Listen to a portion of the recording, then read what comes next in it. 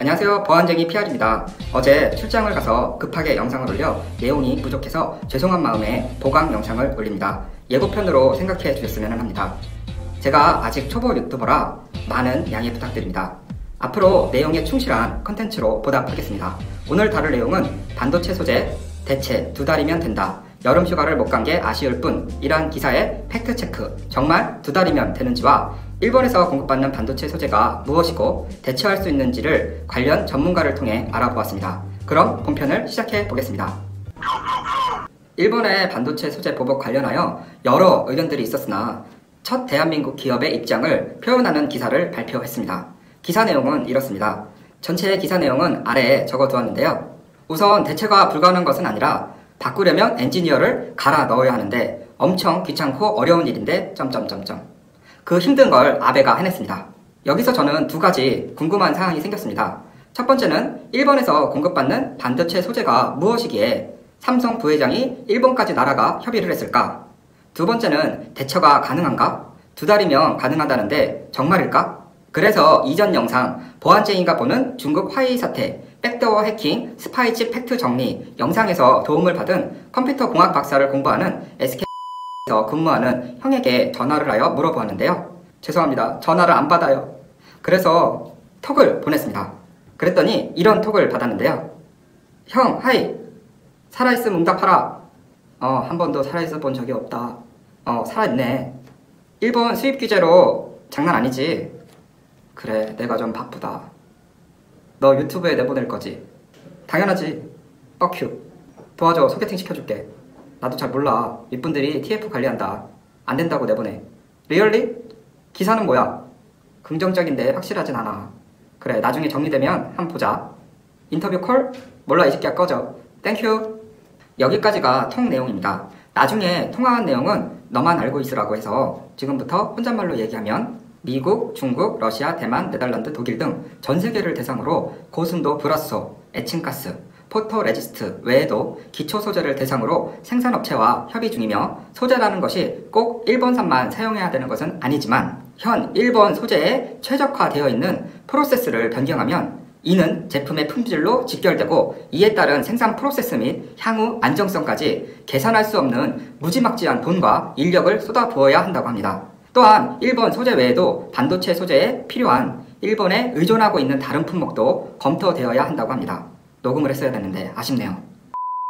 결론은 소재 변경은 가능하다. 하지만 천문학적인 돈과 인력이 필요하다입니다. 아직은 추가적인 문제도 발생할 수 있어 지켜보아야 하는 상황이고요. 향후 새로운 정보가 있으면 영상으로 찾아뵙겠습니다. 다만 저는 소비자 입장에서 이러다 반도체 가격만 오르는 것이 아닌지 걱정이 됩니다. 그럼 다시 궁금증으로 돌아가 보겠습니다. 첫 번째, 일본에서 공급받는 반도체 소재. 불화수소는 무엇인가? 고순도 불화수소 에칭가스는 반도체 공정에서 회로의 모양대로 깎아내는 식각 공정, 후 불순물을 제거하는 세정 공정에 쓰인다. 반도체 미세 공정의 핵심 소재여서 그동안 국내 업체들의 순도 99.999% 이상의 제품을 일본 업체의 스텔라에서 주로 조달했다고 합니다. 식각 공정이란 웨이퍼라고 불리는 반도체 기판 위에 필요한 회로 패턴을 제외한 나머지 부분을 제거하는 과정으로 반도체 회로 패턴을 만드는 공정입니다. 세정 공정이란 반도체 표면에 화학적, 물리적 잔류물이 남게 되는데요. 이러한 잔류물을 제거하는 공정입니다. TV를 통해 많이 보신 이런 모습입니다. 기판 위에 액체를 뿌리고 막 돌리는 모습 한 번쯤 보셨을 거라 생각하는데요. 세정 공정은 약 400에서 500개의 반도체 공정 중 15%를 차지하는 중요한 공정이라고 합니다. 이런 중요한 공정을 일본 기업 스텔라 케미파는 고순도 불산가스를 만들어 전량을 한국에 수출하는 기업입니다. 스텔라 케미파의 불화수소의 연간 매출액은 약 200억엔, 하나로 약 2174억으로 엄청난 금액인데요. 세계 시장의 점유율 70%를 차지하고 있으며 12-9, 99.999999 발음하기도 힘드네요. 9가 12개 순도를 자랑하며 초고순도 불화수소 기술을 일본이 전 세계를 독점하고 있습니다. 삼성 부회장이 직접 일본에 가서 협의할 필요성은 저 독보적인 기술력 때문이지 않을까요? 일본의 기초 기술력은 참 대단한 것 같다고 다시 한번 생각하게 됩니다. 두 번째, 대처가 가능한가? 가능하다면 2달이면 가능하다는데 정말? 순도에 따른 제품 퀄리티의 문제이지 대처는 가능하다고 생각합니다. 삼성전자와 SK하이닉스에서 TF란 태스크포스의 약자로 특별 업무를 해결하기 위한 임시 조직입니다. 현지 공장에서 테스트하고 타 업체와 접속하여 브라우저를 공급받아 현지 공장에서 테스트하고 있는 것으로 알려져 있습니다. 단, 그 순도에 따른 제품 퀄리티 차이로 발생할 수 있는 엄청난 문제와 오류 수정 작업을 엔지니어를 갈아서 한다니 정말 개발자 엔지니어 경험이 있으시다면 오류 수정 작업이 얼마나 피말리는 일인지 잘 알고 계실 겁니다.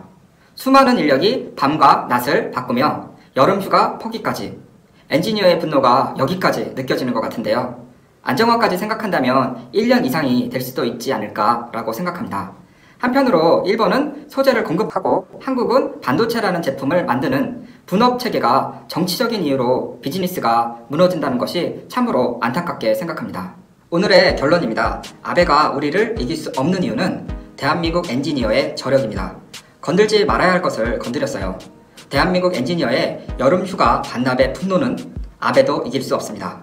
그동안 귀찮아서 안 했는데 위기에는 어떻게든 해결하거든요. 네, 저는 지금 국뽕지대로입니다. 진지. 반도체 소재 교체는 반드시 해낼 수 있다고 생각합니다.